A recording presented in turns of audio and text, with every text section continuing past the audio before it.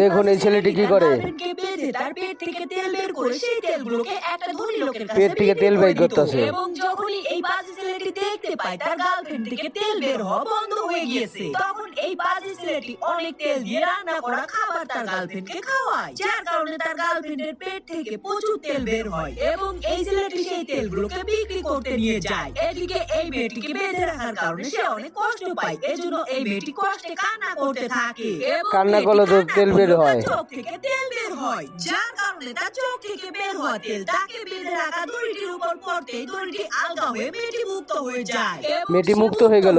একটা বুদ্ধি বের করে এবং সে তার পেটে থাকা ছিদ্রটিকে বন্ধ করে দেয় এবং সে অনেক তেল দিয়ে কার্টুনে এইসব সম্ভব, হ্যাঁ? শুরু করে এবং সে ইচ্ছে করে কাঁচা তেল খেয়ে নেয়, যার কারণে মেয়েটির পেটে প্রচন্ড তেল জমে যায়। আর বাজে ছেলেটি যখনই তার পেট থেকে তেল বের করতে আসে তখন এই মেয়েটি তার গায়ে সব জোর দিয়ে ছেলেটির দিকে তেল